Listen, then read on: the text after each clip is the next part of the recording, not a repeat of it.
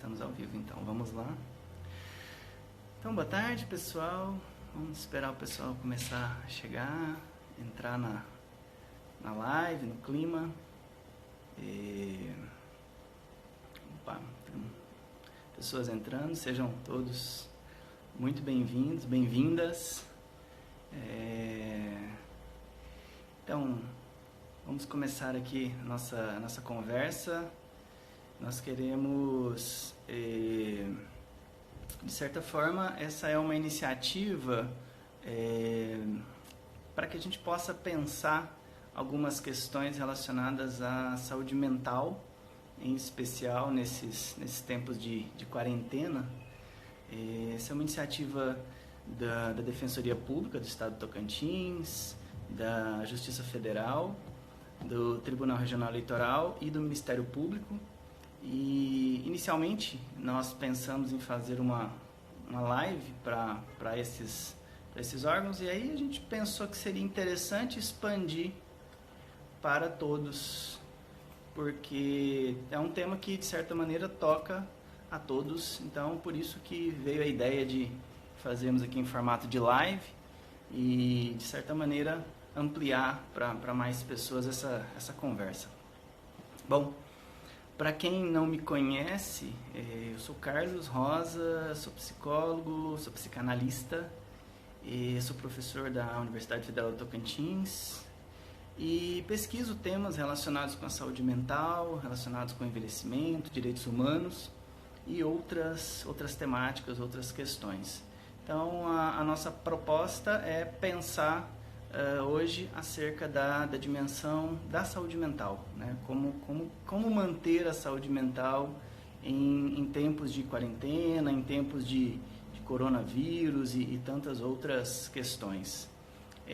De certa forma, o título, né, mais chamativo ficou Como Não Pirar na Quarentena. Então vamos tentar falar um pouquinho acerca também dessa questão. Bom, gente, acho que para a gente começar é fundamental que a gente contextualize o que está acontecendo. Né? Eu acho que a primeira questão fundamental para se pensar é a dimensão do isolamento.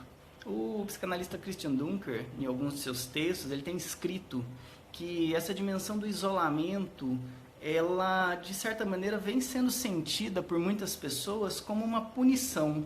O que significa isso? Significa que ela reativa algumas memórias, ela reativa algumas questões primárias da nossa constituição subjetiva. Então, por exemplo, quando você é pequeno, você escuta dos seus pais, olha, você fez algo errado, então você está de castigo, você não pode sair do quarto, você não pode sair de casa para brincar.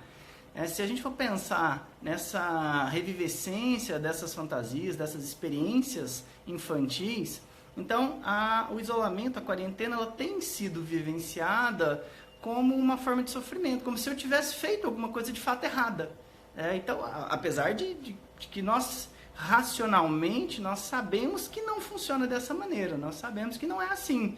Há uma contingência, há um contexto social global, no entanto, a percepção é de que eu estou sendo punido, né? De que há algo errado e eu fiz alguma coisa para merecer isso. E isso leva, de certa maneira, a um sentimento muito ruim.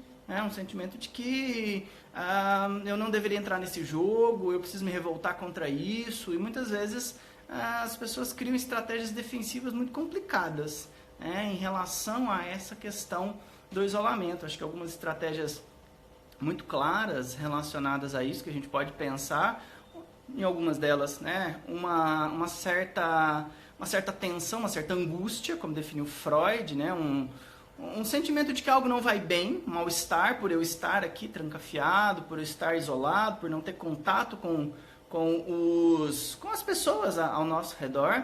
E de certa maneira também outras formas mais complicadas que vão desde uma negação total do fenômeno, então não está acontecendo nada, isso tudo é uma bobagem, até o que a gente chama de uma histeria, né? A pessoa se desespera completamente e aí chega em momentos de profundo terror, né? De profundo sofrimento, de desespero, que aí o Freud vai falar dessas 3 formas de reação ao trauma, aquilo que me incomoda. né? Seria a angústia, o medo e o terror.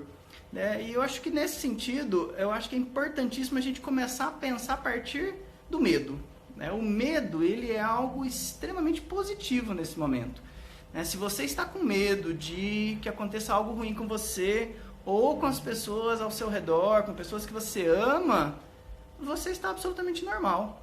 Esse é o comportamento esperado, porque o medo, ele tem uma característica muito interessante, porque ele é mensurável. Então, de certa maneira, eu consigo racionalizar em cima dele, criar estratégias defensivas a partir desse medo. Pessoal, eu estou vendo muita gente chegando, agradeço, sejam todos bem-vindos e bem-vindas.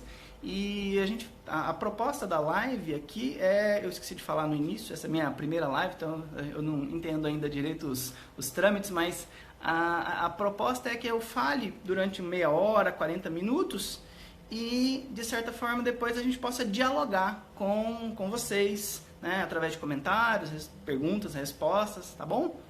Bom, mas então eu estava falando da questão do medo como uma possibilidade de racionalização. Então eu crio estratégias defensivas e isso é muito importante. Isso nesse momento é desejável. Acho que uma outra questão fundamental que a gente precisa pensar é como é que nós encaramos essa pandemia, esse vírus. E aí eu acho que o conceito que eu acho mais interessante, ele é pensado pelo Freud a partir da ferida narcísica. O que é a ferida narcísica? A ferida narcísica se dá no momento em que eu me acho demais, eu estou me achando todo poderoso em algum aspecto, e vem a realidade e diz, opa, peraí meu amigo, não é bem assim, a vida não é feita de flores. O primeiro exemplo de ferida narcísica que o Freud dá, na verdade, é Copérnico. Nós, enquanto humanidade, achávamos que a Terra era o centro do universo. Coisa boa, maravilha. Vem, Copérnico e diz, olha, não é bem assim, a Terra é um planeta deslocado ali numa galáxia distante, na periferia, que habita, orbita em torno de um Sol. Então veja, isso é uma ferida narcísica.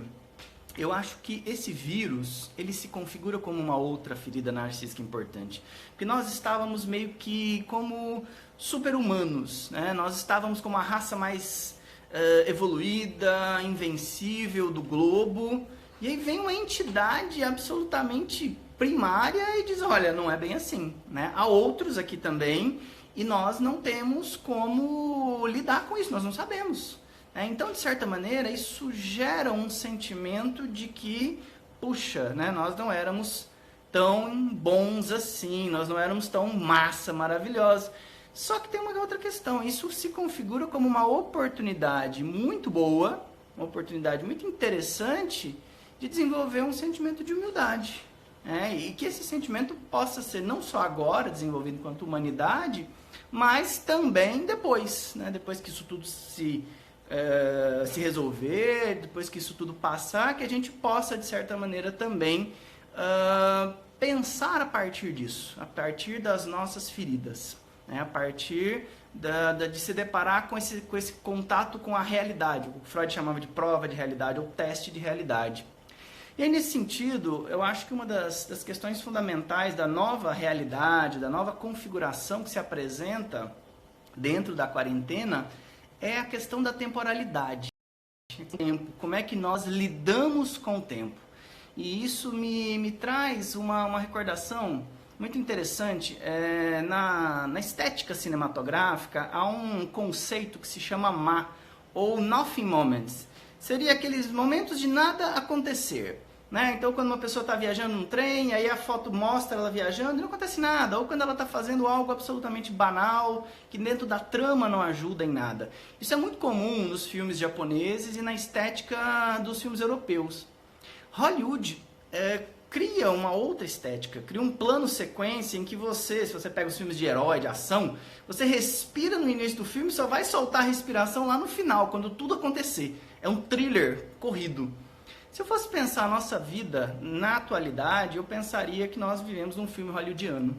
Porque nós, a partir dessa sociedade que o sociólogo Ehrenberg vai chamar culto da performance, nós simplesmente precisamos o tempo todo estarmos trabalhando, fazendo alguma coisa, sendo eficazes, sendo efetivos, sendo eficientes.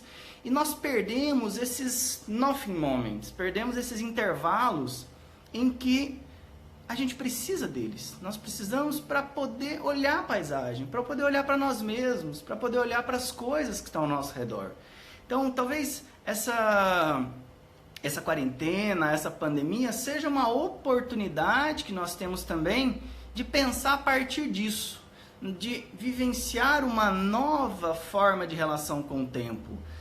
Sair dessa lógica que alguns dizem a lógica do videogame, né? Eu vou passar de fase, e a próxima fase vou para a próxima e para outra, e depois vou matar o chefão, e assim a gente faz uma vida absolutamente enlouquecida. Então, eu acho interessante que a gente possa parar e aproveitar esse momento, porque a gente fala que vai fazer, né? Não, quando eu me formar, aí eu vou parar, minha vida vai mudar. Quando eu passar num concurso, quando eu aposentar. Mas isso não acontece, a gente de fato não faz isso. Então, ser obrigado a parar agora faz com que nós possamos ter uma oportunidade valiosa de ter tempo ocioso. Claro, né, nós estamos acostumados a encher a nossa vida de rotinas, então esse tempo ocioso acaba se configurando como uma questão de angústia, né, de mal-estar.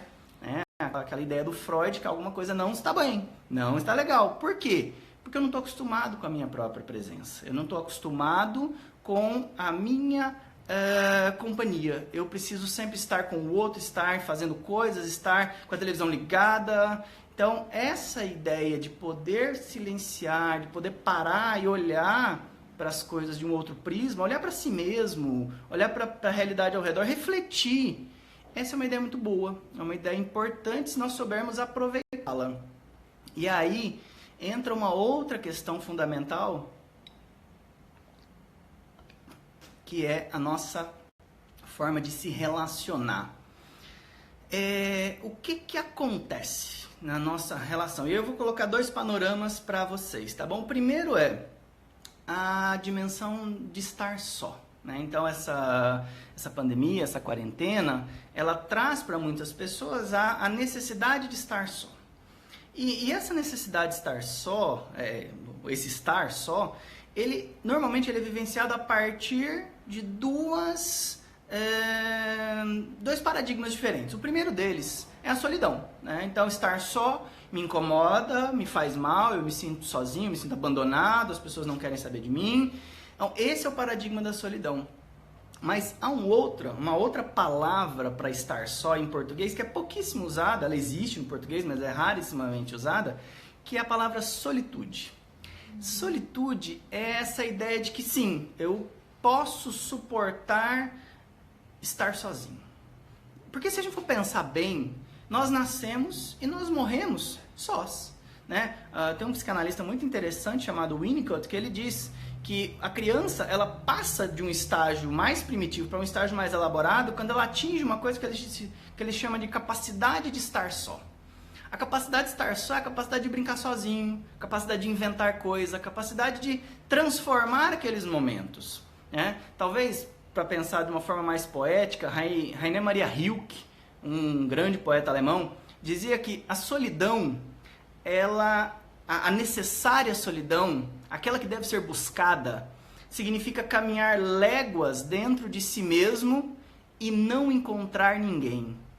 Eu acho essa figuração muito interessante, porque nós não fazemos mais isso, né? Nós não temos mais essa experiência de entrar para dentro de nós, refletir acerca das nossas próprias questões, refletir acerca das questões que nos tocam de fato. Então, eu acho que é fundamental que a gente possa pensar nessa dimensão da solitude, né? Dessa capacidade de estar só sem que isso seja tido como sofrimento. Eu lembro de uma paciente que ela terminou um relacionamento e aí ela vem com a seguinte demanda. Ela me disse: Carlos, eu tinha uma viagem e era uma viagem a 2 e agora o que eu faço? Porque eu terminei o relacionamento e tal. E a pergunta que eu faço para ela assim: mas será que você não pode achar em você uma boa companhia? E foi muito interessante porque, na verdade, ela foi viajar e ela se descobriu muito feliz por estar na própria companhia. E o mais interessante é que quando ela descobre isso, quando ela descobre que ela pode estar só e bem, aí ela pode então se relacionar com o outro. Só que essa relação não se torna mais uma dependência. Eu posso estar com o outro, mas se eu não estiver com o outro, eu estou bem. Então, eu acho que talvez a solitude seja exatamente isso. Tá? Um outro ponto de vista, né, de outro lado, nós temos a questão de não estar só. Né, de você precisar estar com as pessoas. Até porque, se a gente for pensar, a ideia não é isolamento físico. É isolamento social. Aliás, é isolamento físico, não é isolamento social. Isolamento físico quer dizer, eu não posso ter contato físico, mas eu posso ter outras formas de contato. Mas tem certas maneiras, tem certas configurações familiares em que as pessoas estão, várias pessoas na mesma casa. E aí você tem que lidar com essa ideia famosa do Sartre de que o inferno são os outros. Né? Essa questão fundamental. Que a gente pensa assim, bom, vamos agora ter mais tempo para as nossas famílias, vamos poder ficar mais tempo com os que a gente ama. Gente, isso é verdade até a página 2. Né? Nós sabemos que muitas vezes as famílias, elas são um amontoado de neuroses, elas carregam um sentimento de animosidade muito grande. Então, essa ideia de ter que estar com as outras pessoas mais tempo, ela não é uma tarefa fácil, né? Não adianta chegar aqui e dizer, olha, vamos aproveitar o momento. Sim, é fundamental que a gente possa aproveitar esse momento. Mas, de certa maneira, é fundamental que nós possamos criar estratégias para que a gente não comece a se agredir mutuamente. Então, eu acho que tem esses dois pontos que são fundamentais. Se você tem a capacidade e a necessidade de estar só, possa vivenciar esse momento. Se não, que nós possamos, de certa maneira, vivenciar também esses outros momentos, que são momentos importantes, de estarmos junto com as pessoas. E aí eu fico pensando nessa questão da possibilidade de estar com várias pessoas. Por quê? De certa maneira, como eu disse, o isolamento ele é físico, não social. Então, nós podemos estar com pessoas que não estão na nossa casa, que não estão junto conosco. Nós podemos estar com várias pessoas que estão, como nós aqui estamos agora, conversando. Né? Por enquanto ainda é um monólogo, mas daqui a pouco vai se tornar um diálogo, se tudo der certo. Então, essa ideia de que eu posso me conectar com outras pessoas, utilizar as ferramentas do Zoom, das plataformas de Skype e tantas outras, para que eu possa estar com as pessoas que me são próximas, que me são queridas. Mas eu também posso estar com pessoas muito interessantes e que eu nunca vi na vida. Eu posso adquirir boas companhias, e aí vem a questão de utilizar a tecnologia para pensar possibilidades novas, possibilidades de conhecimento, de enriquecimento. Eu posso estar na companhia de Hamlet, de Shakespeare, eu posso estar na companhia de Guimarães Rosa, eu posso estar na companhia de Tolstói. Então, há uma infinidade de pessoas muito interessantes que podem conversar comigo de certa forma e que vão me enriquecer certamente, vão me tornar uma pessoa mais interessante. Essa lógica de, nossa, tá quente hoje em Palmas, né? Então, assim, vamos elaborar melhor essas questões, vamos ter coisas mais legais para falar. Então, essa é uma companhia interessante também.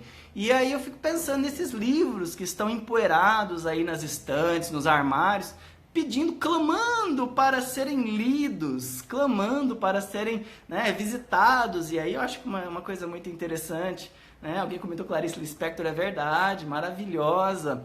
E aí eu acho que a gente precisa também pensar nas possibilidades. Por exemplo, só para dar um exemplo, a Casa do Saber, que é uma organização que faz cursos das mais variadas áreas, ela acabou de liberar todas as lives, todos os cursos dela gratuitamente por 30 dias. Harvard liberou todos os seus papers, todos os seus livros, para que nós possamos, quem lê inglês, quem lê espanhol, francês, acessar esses meios, acessar essas formas de cultura e, de certa maneira, também se enriquecer um pouco mais.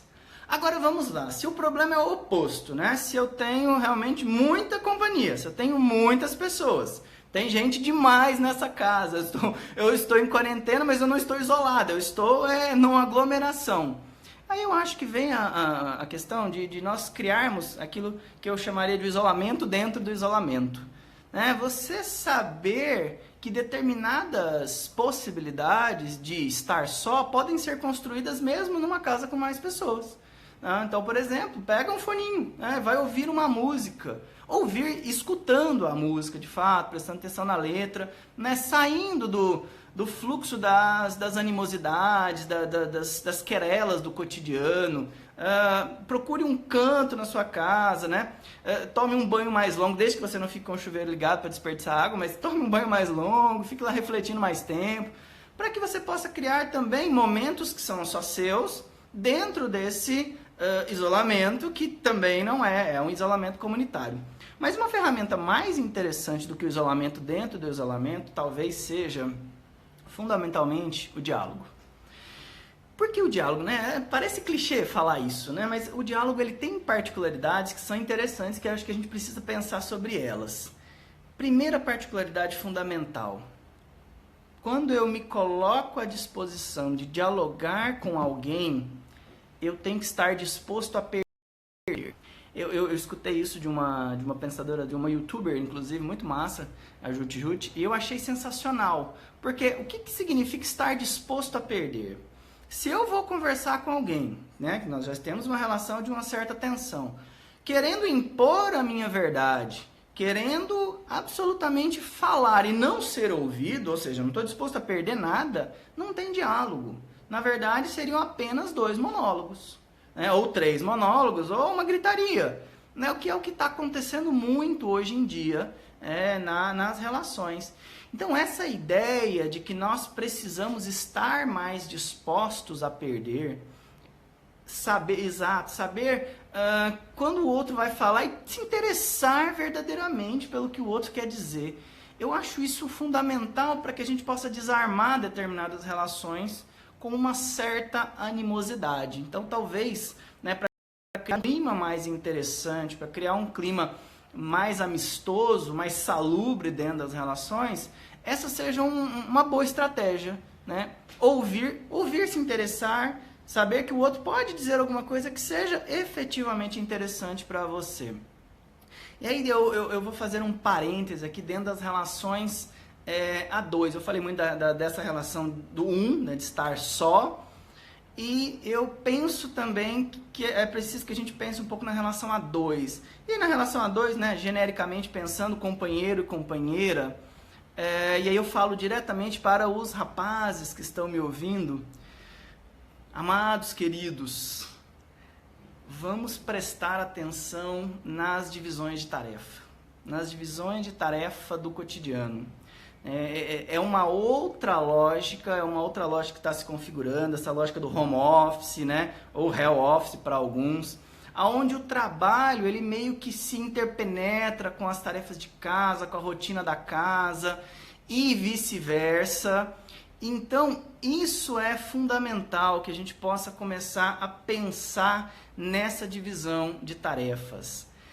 E se você chega para uma pessoa, para uma companheira, e que está assoberbada com as tarefas do cotidiano, não vai ter diálogo, ela vai estar muito infeliz, ela vai estar muito chateada, e é muito provável que haja uma discussão, que haja um problema.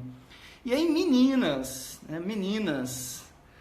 se você não está sentindo essa parceria, eu sei que você provavelmente já falou isso, mas fale de novo, porque é provável que muitas vezes ele não tenha prestado atenção, ele não tenha escutado, para que a gente possa começar a ter uma convivência um pouco mais harmônica. Aí obviamente que eu estou falando meninos de um lado e meninos de outro, porque nós vivemos uma sociedade extremamente machista. É evidente que eu não gostaria de estar dizendo, olha, meninos, prestem atenção, porque as meninas estão ficando com toda a tarefa. Mas é isso que nós vemos na prática. Óbvio que eu não gostaria que fosse assim, mas é o que mais acontece. Então, essa ideia, ela precisa ser pensada também. Ela precisa ser, de certa maneira, a partir disso. E aí, eu queria também falar um pouco acerca de, já vou encaminhar aqui para um finalmente, para que a gente possa dialogar e conversar um pouquinho a partir das das perguntas e eventuais comentários que possam surgir, eu acho que, de certa forma, nós criamos um clima de tensão, um clima de sofrimento. De fato, nós estamos vivendo um clima de muita incerteza. Nós não sabemos como que isso vai caminhar, não sabemos quando isso vai acabar, nós não sabemos quem nós vamos efetivamente perder ou como nós vamos lidar com isso. Então eu acho que é muito importante nós pensarmos na questão do sofrimento psíquico que isso pode de fato provocar e os sofrimentos que podem advir dessa condição. E eu acho que a questão fundamental aí, ela passa por dois prismas muito interessantes, Aquelas pessoas que já têm alguma forma de sofrimento, isso de certa maneira vai se agravar. Então aquela pessoa que está ansiosa, ela vai ficar mais ansiosa. Aquela pessoa que está triste, ela vai ficar mais triste. Por quê? Porque essa planificação do tempo, essa linearidade do tempo, faz com que nós, de alguma forma, ampliemos os nossos afetos. E aí, o que vai acontecer? Aí vão surgir as formas de sofrimento. Aí aquele mal-estar vai se transformar em sintoma. E aí os sintomas são aquela coisa. O sintoma é um nome para o mal-estar. Eu tinha um mal-estar, uma sensação que eu não sei bem o que é, mas não me incomoda. Daí eu chamo isso de depressão. Daí eu chamo de ansiedade. Daí eu chamo de toque. Então vem o sintoma. E tanto o mal-estar quanto o sintoma, eles são produtores de sofrimento. Essa é uma análise muito interessante também que o Christian Dunker faz naquele livro Mal-Estar, Sofrimento e Sintoma, que eu recomendo fortemente. E aí quando vem o sofrimento, e o que a gente precisa fazer? Aí talvez a primeira questão para pensar o sofrimento seja através da fala, através da linguagem.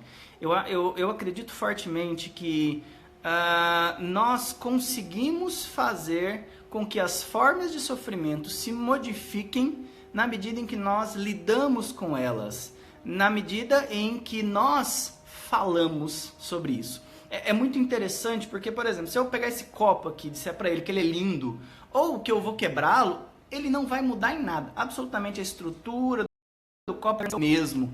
Mas se eu falo para o meu sofrimento, se eu falo de uma forma ou de outra, a maneira como eu encaro esse sofrimento, se eu disser assim, eu tô meio chateado hoje, mas isso é normal, é da vida, ou se eu digo, não, eu estou numa profunda depressão, essas duas maneiras de encarar o sofrimento são absolutamente diversas e elas levam a posições diversas na vida. E esse sofrimento muda.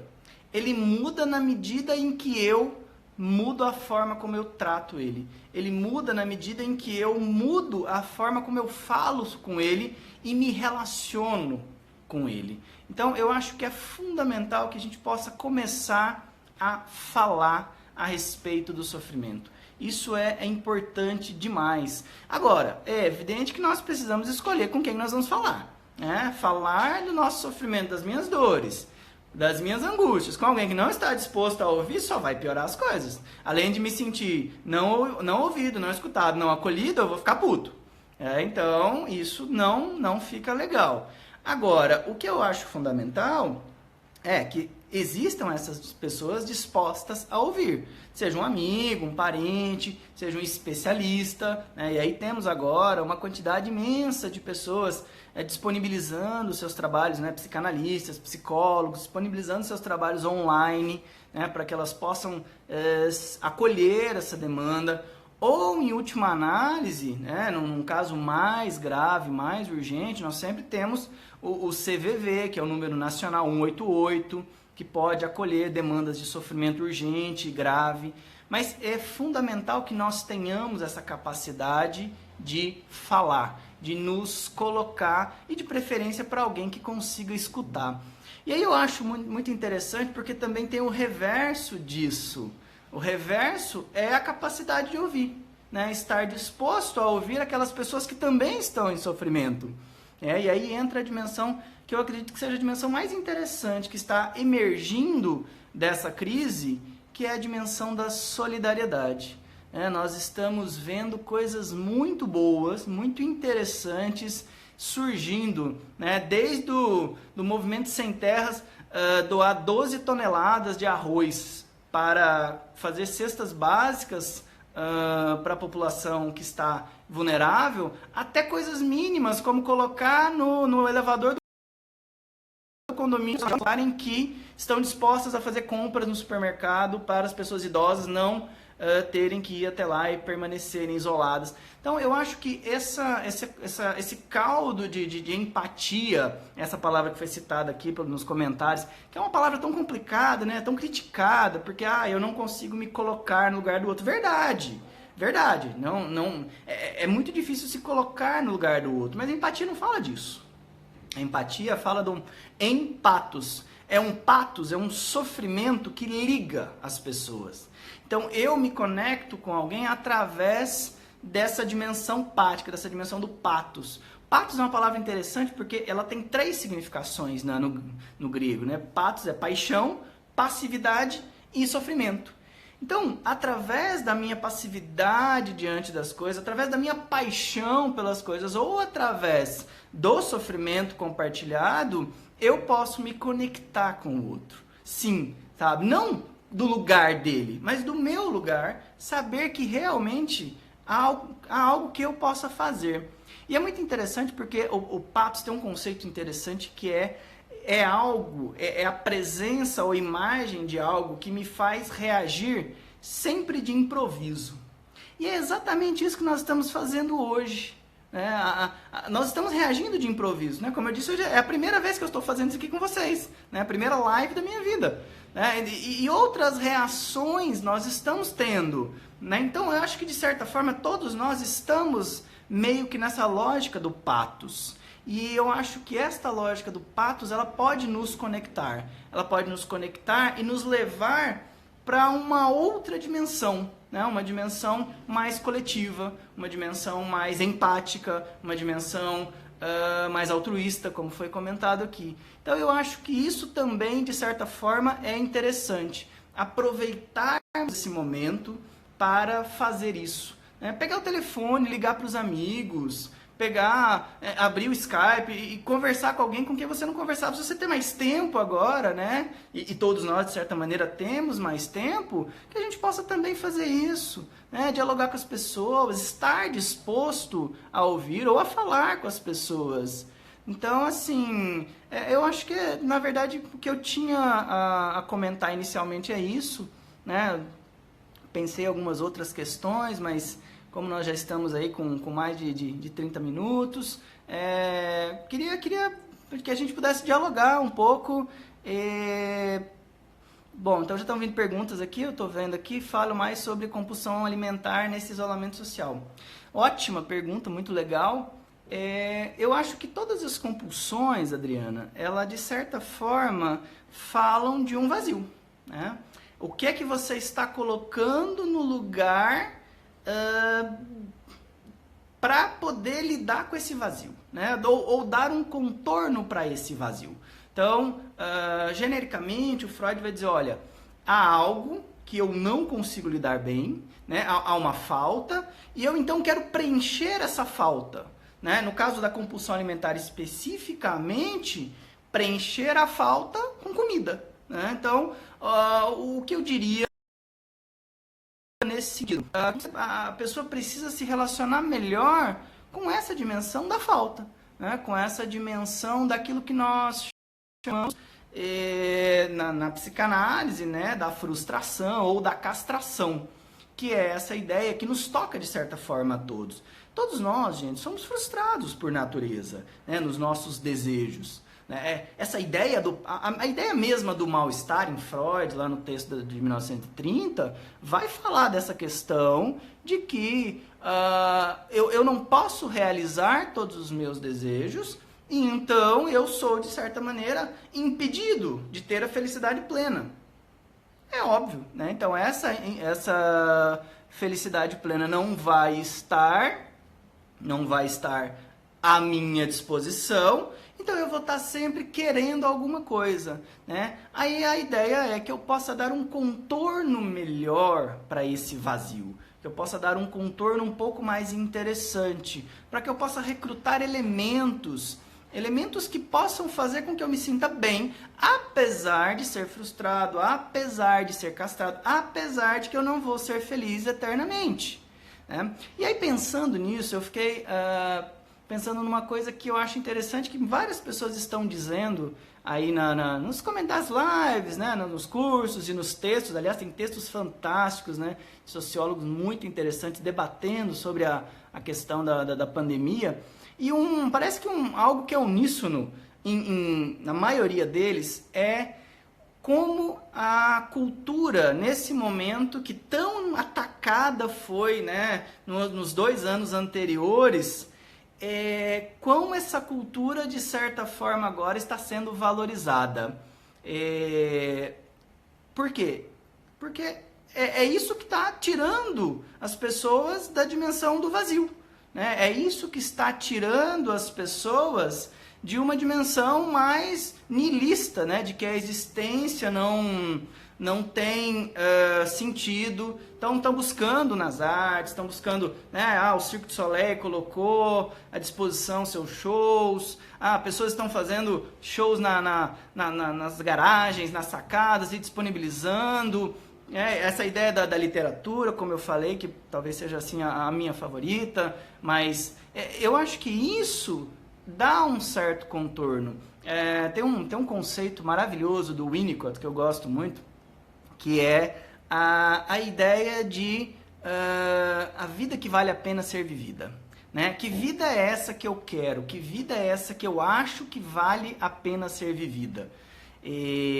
E o Winnicott vai falar que isso está tangenciado por uma experiência cultural, né? Por uma experiência de partilha, por uma experiência de afetos e de movimentações que, de certa forma, precisa ser feita. Então, eu acredito sim, e ainda respondendo, né, algumas outras perguntas que já surgiram aqui, que a cultura pode ser uma resposta interessante para várias das questões. Inclusive, a Dorani coloca uma questão que é como lidar com todas essas... com essa sensação de que eu não consigo fazer nada.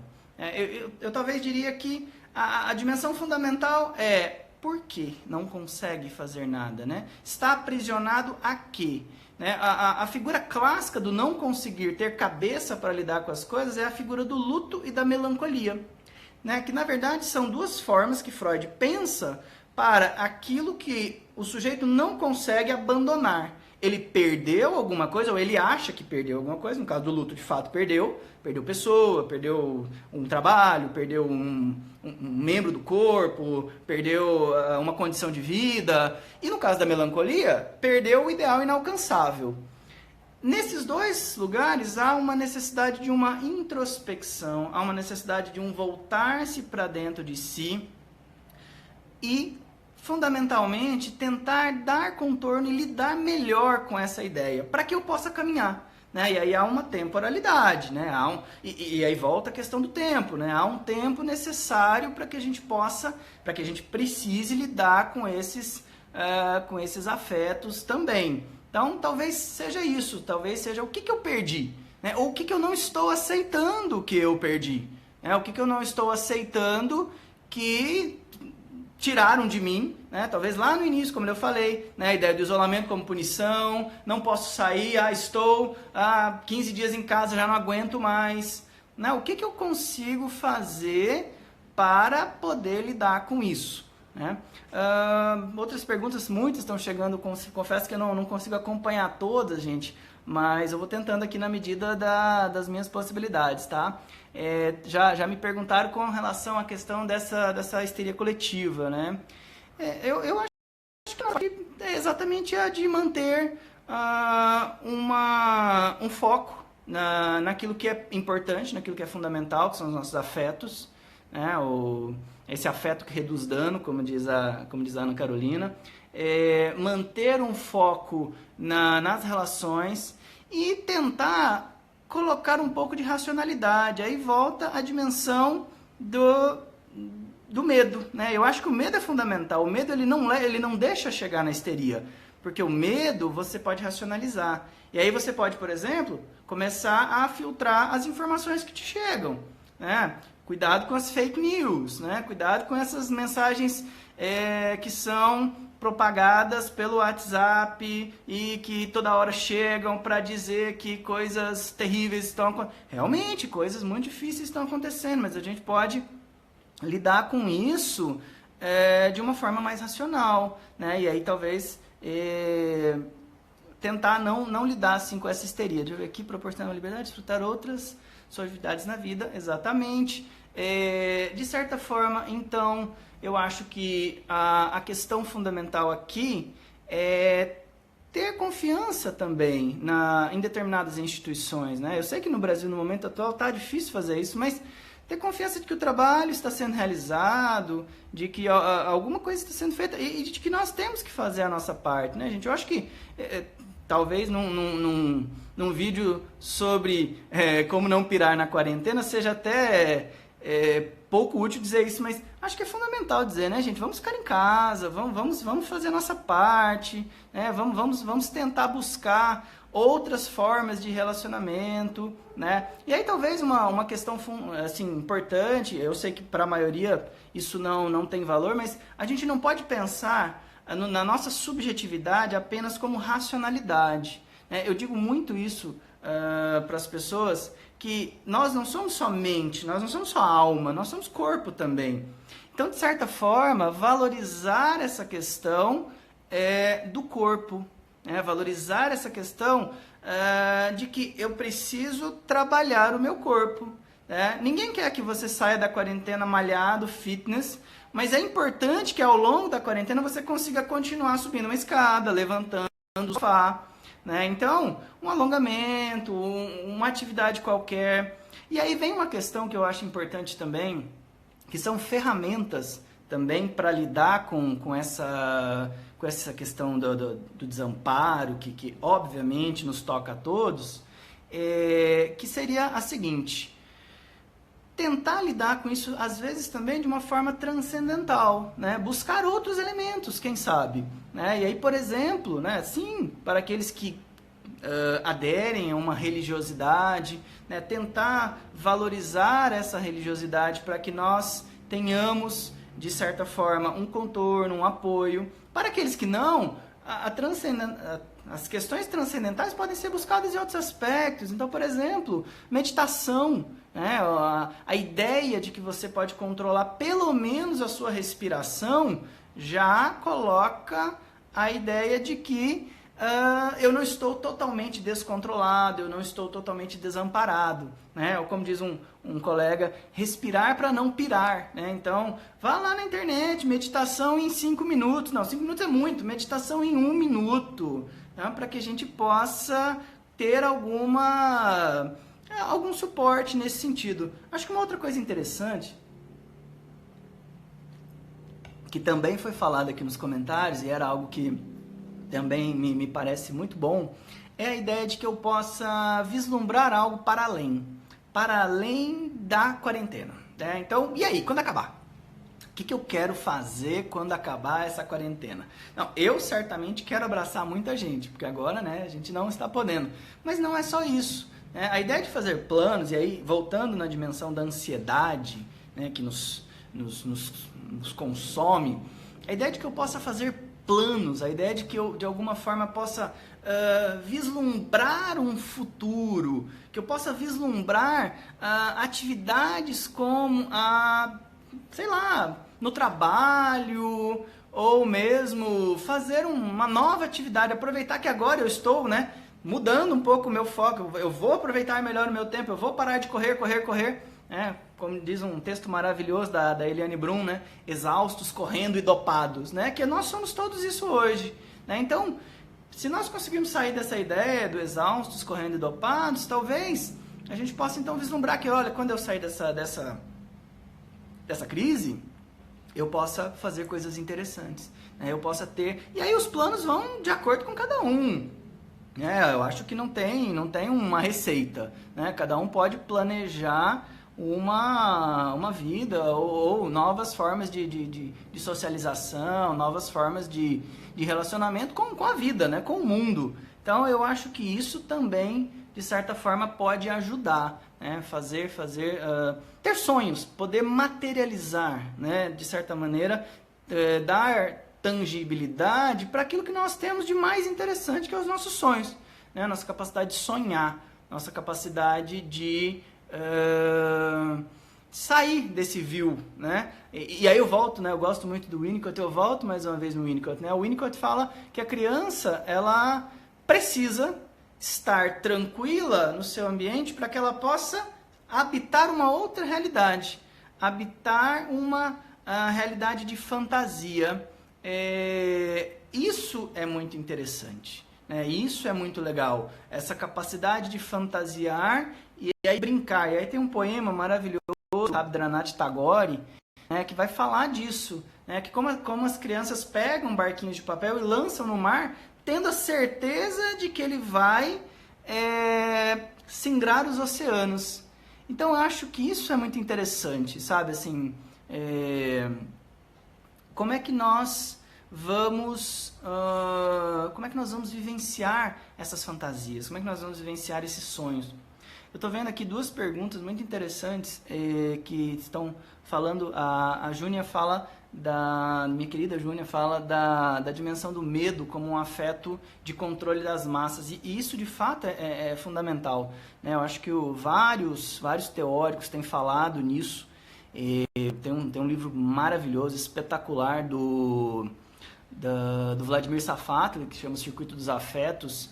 E ele fala do medo como um afeto fundamental, né, para o controle das massas, né? O Estado, ele tem uma frase que eu acho muito impactante no livro, que ele fala que o Estado é ao mesmo tempo o bombeiro e o piromaníaco da situação.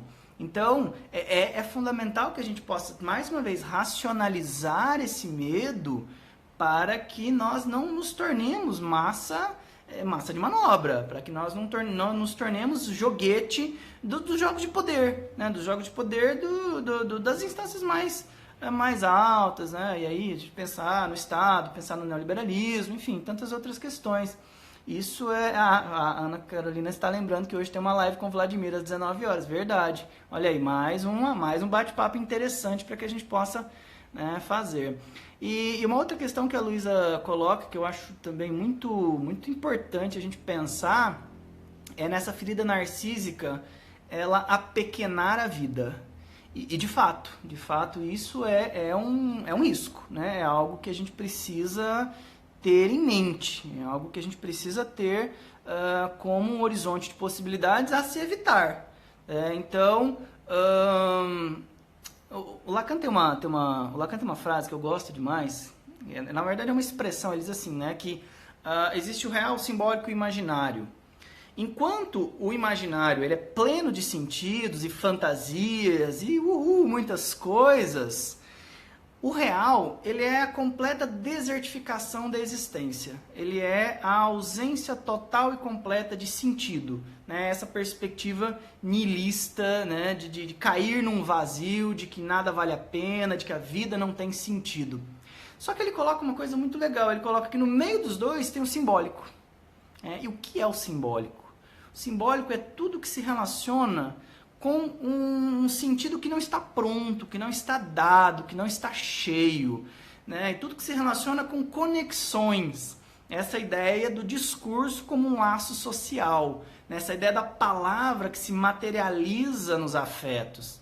Então eu acredito firmemente que essa ideia, né, da desertificação da existência, ela é muito importante, ela é muito necessária para que a gente possa pensar. Mas eu ainda penso na capacidade do humano de se reinventar, né? E de prover sentidos, injetar sentidos, mesmo numa situação mais difícil, de calamidade, e também numa situação, né, onde a vida, de certa forma, está ficando mais pesada, mais complicada.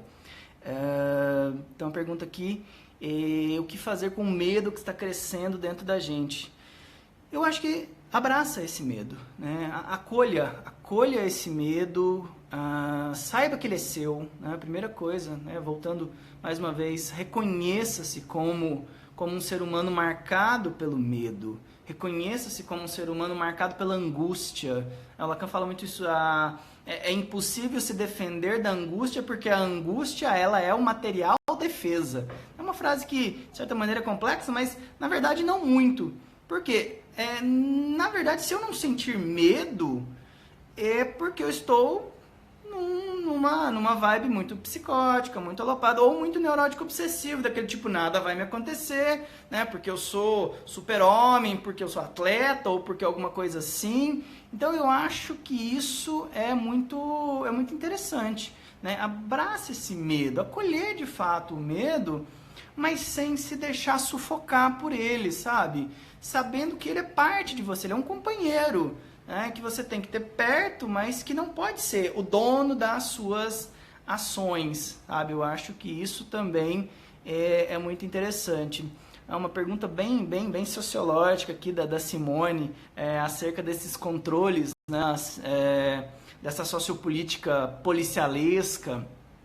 Acho que você deve estar se referindo a um texto do Byung-Chul Han, muito bom, né, que fala da pandemia e o mundo de amanhã, e ele vai falar, né, que de fato há um risco muito grande, né, que a China conteve a sua pandemia com essa lógica do Estado panóptico, do Estado que de certa forma controla tudo, e aí isso tem-se um risco sim de que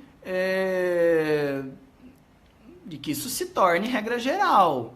E aí talvez é uma posição que o Byung-Chul Han assume, que ela é bastante pessimista, tem posições contrárias, né? Didier que fala uma outra questão, Judith Butler também vai pensar de uma outra forma, vai pensar na pandemia como possibilidade de novas formas de ser e fazer. Então, assim, o diálogo tá muito aberto, né? O Harari também é bem mais otimista nesse sentido. Então você tem, eu estou falando assim, mas são autores que estão escrevendo atualmente sobre isso, né? Então, Slavoj Žižek, Judith Butler, Yuval Harari, tem vários que estão escrevendo muitas coisas interessantes sobre isso. Mas esse estado policialesco, né, ele pode vir, né? Agora vai ser também mais uma questão para que nós possamos, de certa forma, lidar com isso.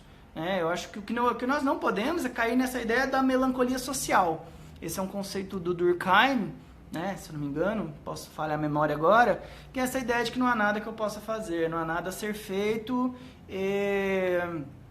e aí, de certa forma, eu deixo tudo a cargo do Estado e deixo a cargo dessas lógicas, né? A Ana cita aqui o Achille Mbembe, né?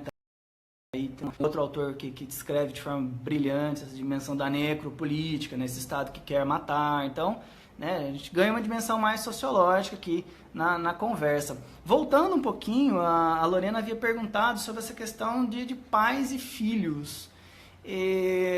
Eu tenho uma tendência, não consigo de forma muito... Acho que a Larissa também pergunta isso, né? Como é que fazer com esses filhos que estão tendo que ser pais e filhos em tempo integral, né? Bom, gente, eu acho que a experiência aí volto lá no Winnicott, né? Eu acho que é a experiência de toda a análise. Qual que é o fim último de uma análise?